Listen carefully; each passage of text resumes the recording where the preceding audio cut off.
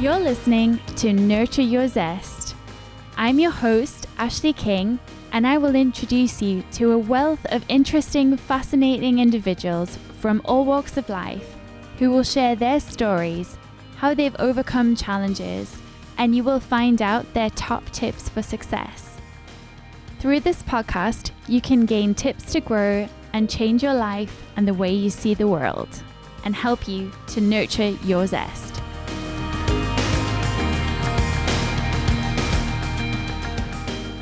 Good evening. You're listening to Nurture Your Zest. I am Ashleigh King, and this is my video stream. And you can also find our podcast online. We're on YouTube, on my website, www.nurtureyourzest.com, Facebook, and various other social media pages. So tonight I am delighted to be sharing my screen since we're not in the studio, but tonight I'm sharing the screen with Salha Kaitesi. And I'm really delighted to introduce you to Salha because we've known each other for quite some time. We've met at various events in the northeast of England, and it's been wonderful to hear about her startups, Beauty of Rwanda and Teakisi, and some of the events she's run to promote gender equality and female economic empowerment. So I'm really excited to share her with you, and I'll bring her into the stream now. So hi Salha, how are you? I'm good. Thanks, Ashleigh. Thanks for having me. Hello, everyone. Thank you so much for being here, and I'm really delighted to see you because it's amazing through this lockdown that we can still connect through the screen. That's really powerful. I think it brings people together. Absolutely. I don't know what we would have done, without online streams or, social media. So yeah, it's good to be able to connect to family and loved ones and work now, via things like this. This is my first one, so I'm slightly nervous, but I hope you'll go okay. You'll be absolutely fine. And it's just wonderful to be your first live stream and your first podcast. So it's very exciting because it means that, we can I can teach you lots about podcasting. It's lots of fun and it's great as as your business, it's already so well known, but I think it would add such an interesting additional part to Teakisi Woman because, your whole ethos with that is about amplifying voices of Black women and African women around the world, right? So Yeah. it would actually be, before I start sharing all the stuff I know about you, can you tell us more about you yourself? And, what do you like to do? What projects do you do? Who are you? Wow. I wear so many hats. But one of them is being a mother, raising a child. And it's wonderful, it's amazing, but at the same time it's challenging, as people can, you all know. But on top of that, I'm trying to as well run two projects based right here in Newcastle. The first one is Beauty of Rwanda. I call it my baby because it's the first time I actually launched myself out there to the world, and it as well. Beauty of Rwanda is a social enterprise I started in order to economically empower women and girls in Rwanda, where I'm originally from. Now, why it was that and not maybe sell shoes and all that kind of stuff, it's because I met the women who make these products and they were facing poverty. Most of them couldn't afford 3 meals a day, and lots of other things. They couldn't put their children in school, they couldn't buy medicine, but they had this skill of making wonderful jewelry, home decor ornaments, and all they needed was a market.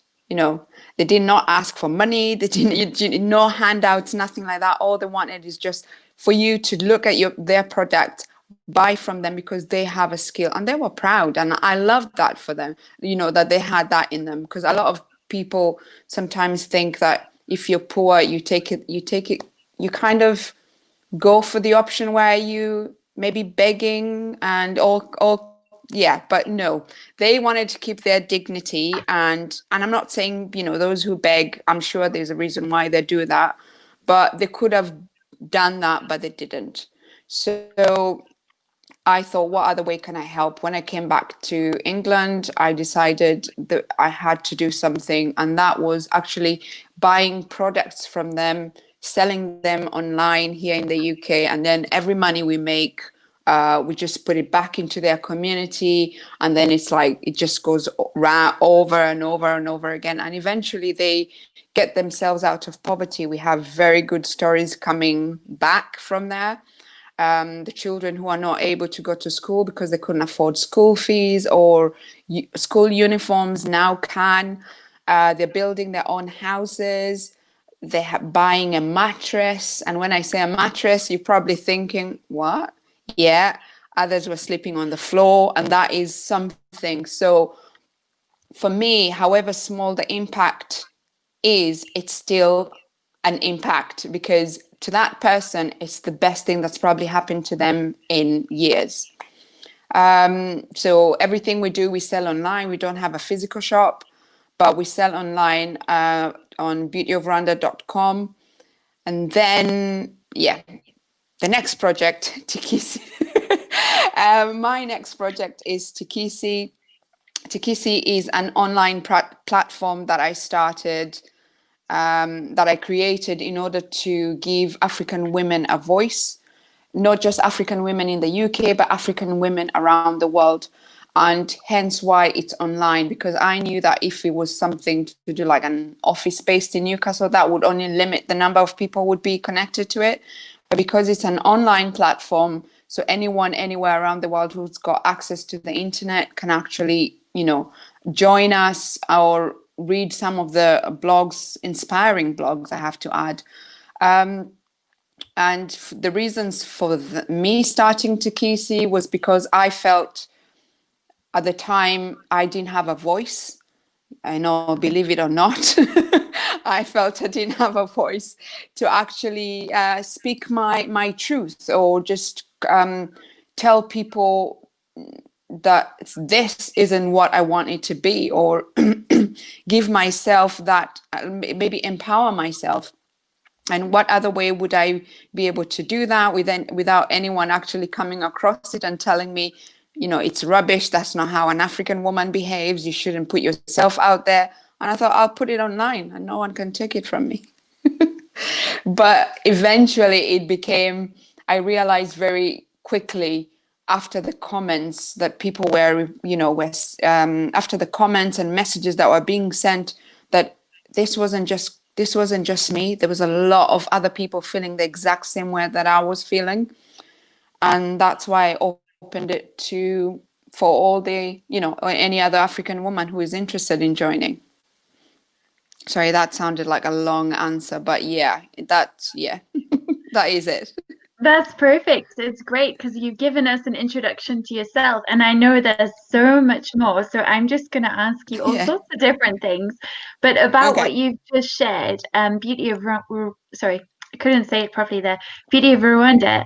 That is a beautiful project. I've loved hearing how that's grown, and I also loved some of the stories you briefly mentioned there. So real, life-changing changes in a community that are happening, such as, getting out of debt. And I've read some of the stories and heard you speak at other events before. So I'd Yeah. like to know, how did you kind of facilitate that, to get that up and running and get it started? So you met these amazing women, you saw the skills they had, you wanted to help them, but in a way that wasn't handouts, in a way that was going to support them. And also, I think something important here is a lot of the time when we want to help others, people can decide what that community needs, right? But you Yeah. actually ask them, what do they need? And so with you, they've come up with something, and together, you're helping to empower them. So how did you set up your distributions and your commercial, like how did you get it all started? It's one of the hardest things I've ever had to do, especially because I have no business background whatsoever.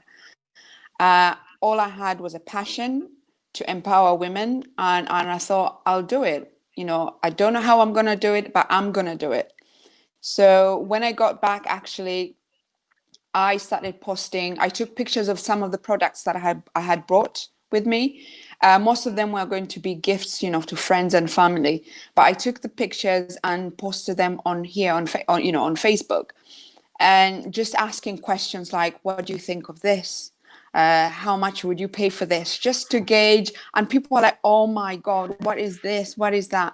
Obviously, a lot of people from Rwanda know all about the products because they're everywhere. It's our tradition, so you see them absolutely everywhere. Every household has got one. Um, but other people who'd never been was so intrigued and wanted to know, is it hand? They thought it's a machine that makes them because of how neat and tight. It's really, really good. Like the skill is amazing. And so from that, I thought, just gonna do something. I'm just gonna try and create a page. And then that was the next step. I created a Facebook page so that I could try and get as many people involved as possible. And from there, I knew that I would need to have a website and start selling the things. I didn't have the money. So I tried to get someone to create a website for me, and it was you can't imagine how bad it was. But at the time, I was very excited. Now looking back, I'm like, how did I have that website? But at the time, I was basically like, I need something, whatever it is, it's going to have to work as long as I can put the products online and people see them. And that was before I started thinking images have got to be clear, it's got to be a white background, all those other little things that come with like marketing. But all I just wanted that put them there, so even if it was a dark image, as long as anyone could see it, that's how it started. And eventually I would get invited to events, I would get invited to speak at places, then I would go back to Rwanda and then visit the women and come back with more stories. And it is until now, yeah, it's where it is now. But yeah, I did ask what they wanted because, as you said, a lot of people, like a lot of organizations, especially these huge organizations that we know, NGOs, who have they absolutely want to help, but they want to help from a view that is completely different to the person who's down there, who's down there in wherever they might be that they want to help it. You might be wanting to create, let's say, for example, there's one case I had, just as an example, where this NGO was trying to build a church because the community had raised money for them to build a church. But the people that wanted to help didn't want a church. Why? Because they were Muslims. They didn't want a church in their community, and they would have preferred maybe a mosque or something else. But you see, we need to be, I know a lot of people out there wanting to help so much, but we need to be able to ask all the beneficiaries, what is it that you really want? Not what I think you want, because whatever you think might not actually work for everyone. That's a Yeah, really sorry, powerful I could go on example. for ages. I could go on for No, well, ages. I've got a lot of questions about that. Actually, it's a really powerful example because this idea of I've seen it myself. I'm from South Africa, grew up in Zimbabwe a bit as well, and I often hear of people going to Africa to build a school or to do this or to do that. And then when I've spoken to communities when I'm home, and they've said, well, it's really frustrating because none of our skilled workers can actually do any of their work because the people Yeah. there's everyone's doing it for free, all these volunteers. How are we meant to earn a living? Hmm. um, Hmm. um I think there's quite a lot of challenging things that come up here, like some of the actually I might have read this on Teakisi Women, I'm not sure, but there was an article about fashion and sending fashion to Africa. Yeah. does that Second does that hand. Yeah. Yeah. Yeah, I think it was Yeah. we don't need your smelly fabric or some. I can't remember what it said. We don't Yeah. need your smelly old clothes. But this idea of, someone needs it and well, it's not very good, but I'll just send all this because Exactly. there's lots of skilled textile, really talented weavers Hmm. and seamstresses and all sorts of things, hand embroidery, and and what can people do if no one's buying from them, I know. Yeah, It's so quite it's quite a difficult thing because on one hand you do genuinely have people who want to help, and or because the organizations are like donate this, but at the end of the day sometimes you send all these products and, as you say, no one wants them. They might use them, but they don't really need that. They might actually need something different. Even maybe they don't need that school. They might want a well. They might want something else. So it's always best to have to engage with the people you're working with, the people you're trying to help, because they know their situation better than you do. yeah, absolutely. Another one a bit similar with that is actually when you're working with charities is that economic empowerment, which is what you were talking about Yeah. with Beauty of Rwanda, but about really empowering communities from within. So making the champions of that initiative, take charge of the situation. So they're in charge, and then they have a responsibility, and rather than someone else leading on it. I've seen some charities do that, and it's worked really well. But Mm. it's a really interesting discussion, and I know as well with everything going on in the global climate at the moment as well, the charity so white hashtag. Have you seen that? Yeah. Yeah. Yeah. Have you got any Yeah. comments or thoughts Saviors, on that? about saviors over. Yeah. I know, I have. Yeah, it's quite degrading, and to be quite honest, because most of the times people, I don't even have to go to charities so white. We've seen it with the protest that's going on. There's some apparently Instagram and Facebook influencers uh, attending and not attending, driving up to an event, then standing up and holding something and taking a picture with the crowd, and then getting back into their car and driving off. And then they'll post that on their Instagram account and say, Black Lives Matter. We're doing this, when actually they're not. So it's sometimes it makes you wonder: does clout is gaining clout really the thing that we should now be known for, instead of what we should be known for, which is humanity? Me trying to help people, women back in Rwanda, and I'm working with them and I take pictures with them.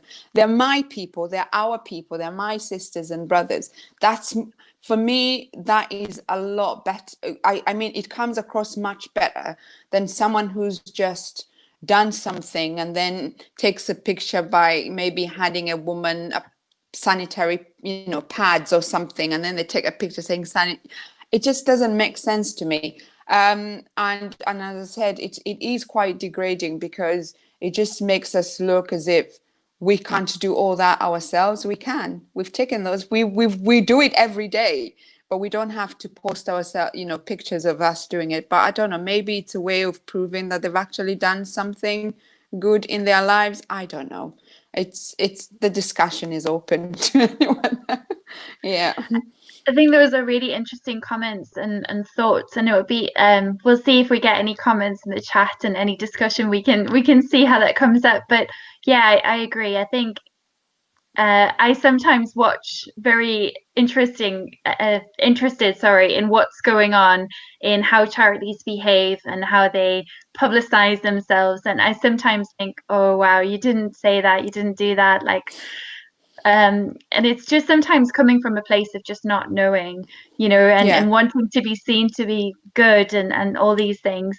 Speaking of charities, so you are a Hmm. social entrepreneur, and you don't just have these two projects that you mentioned. You also, you speak about gender equality, you speak about female empowerment and all kinds of different things. So when you're not running those projects, what is your passion? What lights you up? What kind of work do you do in your day to day? Um, I think in my, what should I say? my view, everything I see is gender equality and women's empowerment. That's the first thing that comes to my head when I look at a situation. I'm looking at diversity. I'm looking at are these people inclusive? That's what I'm gauging.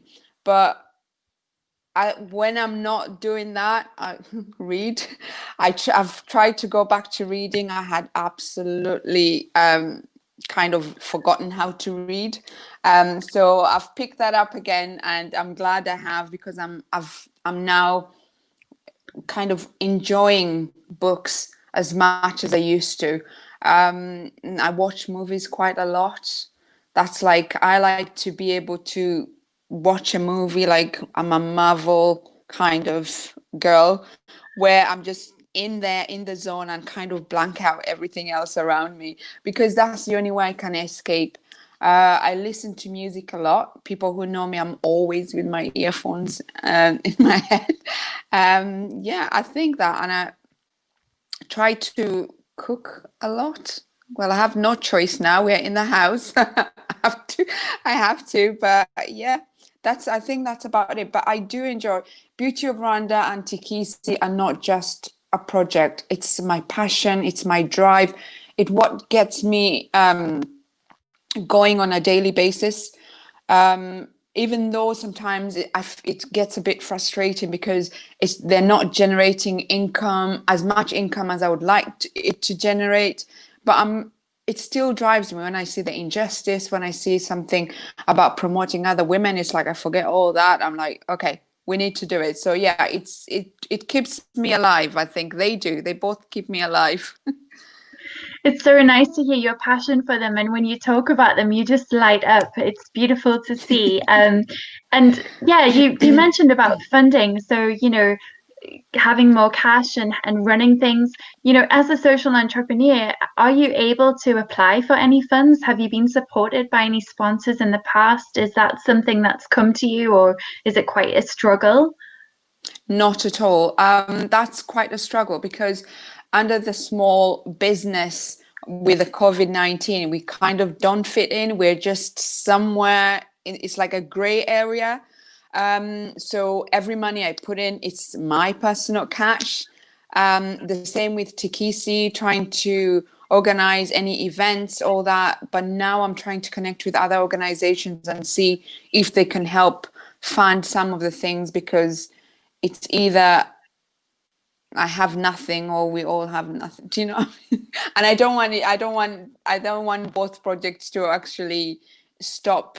But something has got to happen. Something has got to achieve. So whoever is listening, watching, please support social enterprises. We sell ethical gifts for the house, for her. And with Teakisi, you could also sponsor some of our events. That way it will help us to keep on going. You're so right, and it's so important at this time. Charities and I think social enterprise is very different in the sense, if you're not a charity, if you're like a business, which you are Yeah. operating as, aren't you? As you've said, you fall through the cracks. So there are government funds for charities, and there's all kinds of different Mhm. things. But yeah, actually using your profile or volunteering, or you mentioned earlier, I know you've got a great website now, but say when you were looking for a website, people can donate those skills and those time to really help support someone. So I think that's really powerful. I know you had a very well attended event in the northeast of England last year, so In that was October. really good. Mhm. Yeah. Yeah. And so was that your first event in Newcastle, or was that That was the first of its kind, yeah, in Newcastle, and for me as well. It was, I, ca- well, there's one thing you'll come to realize with me, which is not a good thing. I need to stop myself doing this. Um, when I'm passionate about something, I never think about the cost or how much it's gonna take me to do it, what's involved or anything. I'm just like, my head just starts going all crazy. I'm like, I need to do this, I need to do this, I need to do that. What do we need to do? Create an event, do this, do this. Then afterwards, you're like, okay, you need catering, you need after I've done everything. Oh my God. I should first sit back and think, no, actually, I need to do that. But I guess that's what being passionate about something really does to you. Yeah, the event, I thought about it 3 months before, and I just thought, I need to do something. I know I'm with Teakisi, it's an online platform, but I want to be able, because if I'm trying to give African women a voice, we need to be able to have conversations with our own community so that they can know what we are about, introduce them to, our struggles, have conversations on topics like racism, like at the moment with what's happening with Black Lives Matter, to be able to have all these conversations without actually being against each other or what. It's really, really important. Excuse me. That's why I thought at the time that it's best to have an event away from the online platform, so that we meet people and talk, but mostly highlight African women and Black women living in the northeast of England, including BME communities.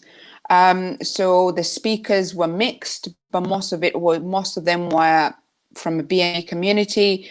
The people who were displaying we had stalls. Majority of them were African women. So I was trying to basically showcase that we as African women actually do run our own businesses, can be anything we want to be. We're school teachers, we're professors, we're mothers, but we're doctors, we're nurses, we're everything. And that's the whole aim, just to try and highlight and raise awareness that we're within you, and we're actually not just, let's say, refugees or migrants who have come to take our jobs and all that kind of stuff that you read in the papers. So yeah, it was, and I was really happy. It actually exceeded my expectations, because I did not think I would pull it off, because I did get quite help from a few people, and I'm really, really grateful that they were able to help, by, whether it was financially or their expertise or anything, but they made it possible. Without them, I don't think it would have happened. But on the bottom line is that we did that, and I'm hoping to do the same this October. But with the current situation, it might end up just being an online event. Exactly. Everything's in flux at the moment, isn't it? And Mm-hmm. there's nothing to say you can't do it next year as well. But it's so good to have started. And I love your passion and your drive. And I think that's so powerful, because that's how you move people towards a change or towards a movement, you know? Mm-hmm. So sometimes you need that energy to kind of push stuff. It's great. But yeah, definitely getting some helpers around you will be great if anyone's listening and really feels that this is something they want to contribute their time and energy and cash to, Yeah. please get in touch with Salha. Her websites are in the comments as well. So I'm really curious as well, what what prompted this love for gender equality? What's pushed that for you? Is this something you've been aware of your whole life, or is it something that came to you when you were a bit older, or how did you get involved, or what sparked the passion? Well, you asking me that, I will tell you this probably happened about maybe 10 years ago, 10, 12 years ago. But most recently, a friend of mine on Facebook told me about a story where I went to boarding school with her. She told me about a story that at one point I had this piece, something about me having a piece of paper and talking about how a woman should be respected. I was reading it out, and I think I must have been maybe 12, 13. I don't remember it. To this day, I don't remember myself that. But she said she will never forget me. Every time she thinks about it, she remembers that day that I stood holding a piece of paper. I had written things down about how equality, I don't think I even said gender equality, but it was along those lines, how it was important to put women forward and do all these kind of things. So I guess it's something I've always had in me, but I really honestly don't know when it really, like, if it's always been there, I can't remember that. But since maybe I started this project is when I think, like, for me, it's when I remember that I actually wanted these things to happen. So yeah, that's your answer. So I don't know, did the little girl in me always want women's, fight for female empowerment and gender equality? I think, according to my friend and what she said, sounds like yes, that was in me, but fortunately I don't remember that. It's so funny that you don't remember because I've been doing a lot of reading, and apparently we pick up most of our stuff between, I think it's 2 and 7, something like that. So we pick up behaviors that we see around us, from our family, from our friends, and we can model good and bad behaviors. But a lot of our limiting beliefs or our stuff about ourselves, we can Yeah. pick up while we're growing up at that age. And you mentioned, you wanted to create a platform because at one point you felt like you didn't have a voice. So Mm-hmm. maybe that little girl in you felt she didn't have a voice or a space. And then, look how much she fought, that she had so much passion that your friend remembers it to this day, Yeah. and it's so wonderful that now you are utilizing that voice to create platforms and help others to raise theirs. I think that's so Mm-hmm. powerful. Wow, what a story. Thank you. It's really nice to hear. I love things like that. It's nice to look at the past and hear those inspiring things. So, and have you always lived in the UK, or did you live in Rwanda at No, some point? no, I lived in Rwanda. I moved to the UK in 2000. So, yeah, pretty much about 20 years. Yeah. It's the same as me. So I moved to the UK in 2001. So we're very No. close in year time. Yeah. But Yeah. it took me a long time to get used to. I really struggled with missing the sun and the. Yeah, that's the thing I was going to say as well. I missed the sun so much because there was you probably know, around after sunrise, around 10 o'clock or something, before it gets too hot, and there would just be a time where you just go outside and sit on the grass and take it all in and watch people walk by and that kind of stuff. But yeah, that's honestly, I don't miss the food. I don't miss people talk about night, whatever, life here, going out or whatnot. I'm always like, miss the sun. That's it. That's so funny. Yeah. I find that really funny that you don't miss other things, but you miss the sun. Yeah. Yeah, I do miss the food, but I have a lot of wonderful African mamas in Northeast who In feed me all the time. the Especially jollof rice. It's my favorite. I love it so much. So oh, yeah, nice. I know that's Nigerian as well, but yeah. Yeah. Um, but yeah, okay. So you've shared some really cool projects that you're working on. So I'd like to know a bit more about these stories. So your platform, Teakisi Women, what kind of stories do they write? Is it from all categories, all kind of points of view, or what kind of things do people tend to share? Anything and everything, because the point is to basically, I want the women to be able to talk about whatever is in here, you know, whatever, whether it's hurting them and they were ready to talk about it, it's absolutely fine. So anything that they know that another African woman will read and actually be like, yeah, that that speaks to me. That's what I aim to, I push them to write stories like that. But at the same time, you can write anything, because at the same it depends on how, I guess, the times you're in, because like with the COVID-19, we got quite a few blogs, people talking about their experiences with COVID-19 in different countries. So yeah, just about anything that they want to write about, as long as I give them that platform, because a lot of people do not know. But you might write something, and this whoever is going to read it will connect with you and be like, I'm not alone. I actually know what this person is talking about. I'm experiencing it myself. So, you know what? It's not just happening to me. And that's a wonderful thing, to know that you are not alone and somebody else is actually going through the same thing.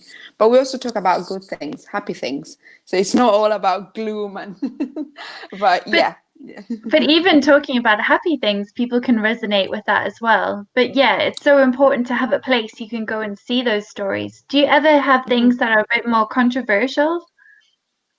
Uh, now that you mention it, yeah, my most recent blog post was a controversial. I don't want to say a lot about it, but people can find, you can go on Teakisi.com and you'll find it. It was slightly controversial to some people because I guess they were not, either they were not ready for what to take what I said in the blog, but at the same time, because maybe they felt it was a bit too much for them, that I shouldn't have said something or promoted that kind of stuff. But the bottom line is, the world we're living in now is quite scary. I'm finding it a lot scarier, because every little thing is almost like it's a debate. There's, it's like we're going back to fighting for rights, our human rights and all that kind of stuff. But what's important is to have conversations with each other. Before I start throwing a stone, I need to know why you, Ashleigh, why did you do that? Why Mm. do you believe in that? Do you know what I mean? Before I start calling you names and everything, first get to know where that person is coming from. So in my own writing, or the writing of all other women, put yourself in their shoes, see why they've written what they've written. And if you don't agree with it, it's always best to actually ask the person. That's why the comment section is there. Let's have a dialogue instead of immediately labeling it, it's this or it's that, you guys, all that. So yeah, it does get sometimes a bit, some people don't agree with things. Again, sometimes when you're talking about women, we can't highlight all the women. Like in some blogs, someone might decide to feature maybe the top top top 10 African women in the world. My top 10 is not going to be your top 10. And then you get people in the comment section, why did you not mention this? I'm like, it was 10. That was the but yeah, it's good though. But the important thing, I think the message I'm trying to put across is that whatever someone says, listen to them.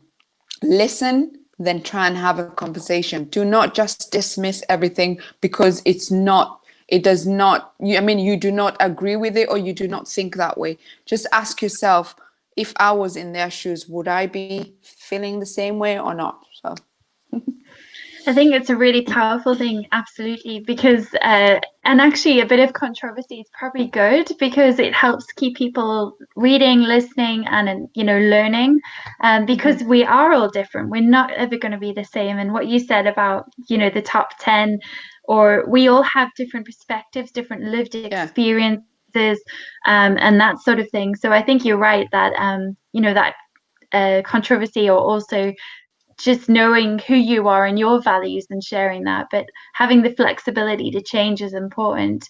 Um, Mm-hmm. yeah, you mentioned how tired and hurt, not hurt, possibly hurt, but how you're feeling at the moment, looking at what's going on. And is that something really strongly that you said there was about, fighting for human rights again, Yeah. that feels really scary. I really moved, and I hear what you're saying there, and I don't know how to respond apart from to say what's going on in the world is just so horrific at the moment. Yeah. Um, and how are you feeling about it? Um, gosh, just I think like a lot of black people at the moment, it's one of the worst times I think I've ever had to experience. Um, Having to like relive all these things, all these incidences that are happening, especially with the with the most recent things. I don't have to even mention it. I know you all know about it in the US, and they're not happening in America only. They're happening right here. They're happening everywhere. They're happening in our office as well. Not the killing and whatever, but I'm saying racism. Racism is everywhere. It's around us. We are in it. And it's really, really sad that we are a world that is evolving every day. People are going to the moon. There's mobile phones now are much powerful than my cooker. There's all these things that are evolving, but we are not. Why like our behavior towards other human beings is constantly going backwards? It's like, what is happening? We all and in my last blog, like I said, with what is I mentioned how after Black Lives Matter has stopped trending, will those people who are out there holding this and ever, will they still speak for us? Will they still be our allies? Or is it just a trend that is here now and it's gone? And then my son, who's 13 now, when he's 40, he'll be like, I remember my mom crying her heart out. Yeah, so and so. Are we going to keep seeing that, or are we actually going to see something like a true change after this? I hope so. I hope there is, because it's a really, really scary place now to be in. But as I said, we need to have these conversations. However difficult you might think they are, we need to have them, because as I said, sometimes it's educating people. I could be doing something to you, and honestly, I'm doing it because I just think it's okay. Not because I have thought about, I mean, because I've given it a thought and said, oh, let me hurt Ashleigh. Let me call her names. Let me do the, no, I'm just doing it because it's the way I was brought up. My family have used the same words. People have thought about me the same way. So everybody starts thinking it's normal.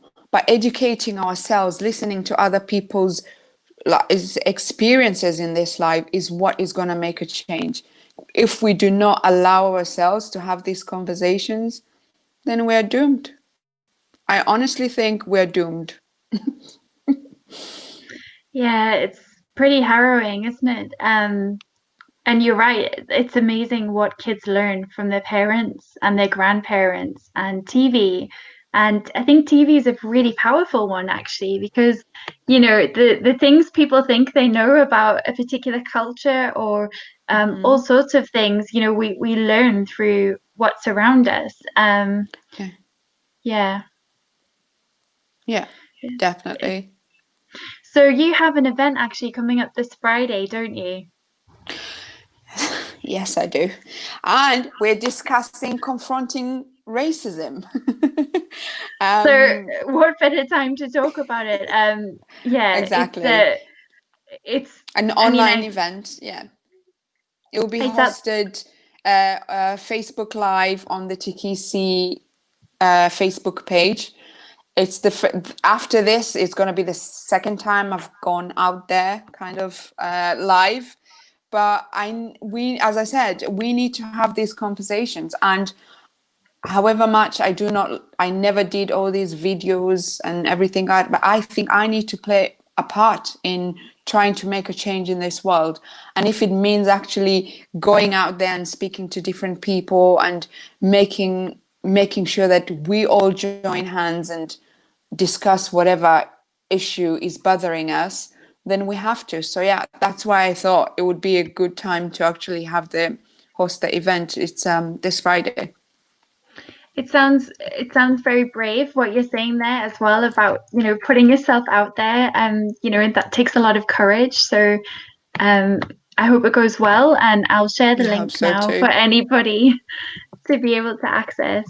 Um yeah, I think that is having the conversations is difficult, because when we have them, we see stuff in ourselves that we don't like, and it's Yeah, uncomfortable, yeah.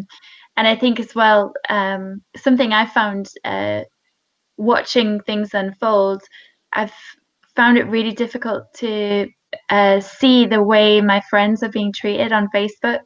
And it's really shocked me, the stories that are unfolding every day. And Yeah, I'm thinking, yeah, these are stories that I'm seeing secondhand. This is somebody's lived experience every day, but also seeing, the way discussions are happening on Facebook, and it can be really inflammatory, right? hmm And I've actually had to unfollow family members and friends, or even delete them, because I can't even believe their views, and it's really shocked me. So it's like now it's out in the open, people are talking about it more. But the thing is, it was always there. I think Will Smith Yeah, was said something the other day. It's not that there's more racism, it's that there's more cameras, right? yeah, There's yeah, more documentation of definitely. it. Yeah. Because before, the documentation used to be on, baby, by the media, and they could spin it anyhow, any way they want to. So, but now everyone has a camera on their phone, everyone has a blog, everyone has Facebook, Twitter, everything. So you're in it. We're living every experience. It's basically, it's like every time people are just taking us from our own living rooms into, other places and saying, this is what is happening. What do you think about it? But most, it's, yeah, as you say, it's shocking. And I think I do understand with the people who actually keep holding those views, because they don't, as you say, they do not want to see themselves as those kind of people. But unfortunately, they are, and they need to accept it. And I've said it before, there's nowhere, when it comes to racism, there's no sitting on the fence. No way. You're either against it or you are racist. You know, that's the bottom line. You cannot say, oh, I don't know, I don't follow politics, I don't do it. No, it's black and white. What is it that you believe in? Do you believe they should be treating people like this? There should be discrimination in our offices. There should be racism around the world. Yes, then you're a racist. No, then Mm. you're anti-racist. But we need to fight. We need to keep fighting and put ourselves out there. And I also do understand that a lot of people do not want to hurt the feelings of their family members. But you need to look inwards and think, is this the sort of person that I want to associate myself with? Really, for their views, they're just going to judge this person because of the color of their skin. It's all everybody has to make a decision, I think. It's so true. It's very difficult conversations to have. And I think you're right, having a stance on it is really important. Um, yeah, I really I think it's great that you are, especially, this is your first live stream and your second will be Friday, but just Yeah. taking charge and having the courage to have those discussions, which you're doing this Friday. I mean, that's incredible.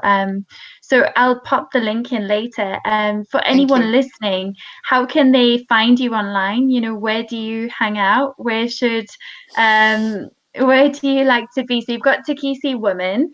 I put your website there. Sorry, I called it Teakisi Woman. That's not right. Teakisi. Yeah, Sorry. it's the women who are behind it. Yeah. Each of the projects that I'm doing, they have their own website, Facebook page, Twitter, LinkedIn, Instagram. I think that's where we are. Yeah. So all of them are there. And I also have personal accounts. So I don't, even though I might be the one doing the work, I also have my own personal account on all those platforms. So if you want to connect and you think there's a way we can, do work together, you have ideas for new things, you can look us up. So it's Beauty of Rwanda, and it's Teakisi. Beauty of Rwanda is BeautyOfRwanda.com. And Teakisi is TEAKISI.com. Perfect. And we've got that in the comments for you, so that's great. So Brilliant. there's Thank you. one question that I love to ask everyone, and everyone who comes on the show has to answer. So what is your Okay. number one word to nurture your zest? Gosh. Only one word? You can have two. Sometimes people make a phrase, but one word's easier. Resilient? Resilient, I love that. Yeah. I think it's an important one, and especially with some of the challenging stuff we've talked about today, Yeah. having that inner resilience and that armor to kind of power on and have the passion to move forward. Resilience is very powerful. Well, thank you so much for joining us, Salha. It's been Well, lovely to talk to you. thank you so much for having me. Thank you. I'm going It's to been take you off. daunting, but I've enjoyed it. I've really, really enjoyed it. And thanks to everyone. I hope we can connect another time. Absolutely. I'm going to remove you from the stream now. So thank Okay. you. Thank you so much, everyone, for listening to Nurture Your Zest tonight. As you know, we are doing a live video stream. We would normally be in a professional studio, and since lockdown, we've been hanging out, from home. So this is us doing stuff from home. So thank you so much for being here tonight, for listening, for your comments and engagement, and for your support to Salha and myself. And hopefully you'll tune in again next time, and you can catch us on all the social channels and on Apple as well. Thank you so much and have a wonderful evening. You've been listening to Nurture Your Zest. You can find us online on Facebook, Twitter, Instagram and LinkedIn at Nurture Your Zest. If you've liked today, please subscribe. You can also leave us a review if you're feeling extra kind. Today's podcast has been made available through the kind sponsorship of TL Multimedia and That Branding Company. We look forward to catching up with you again soon as you learn to nurture your zest.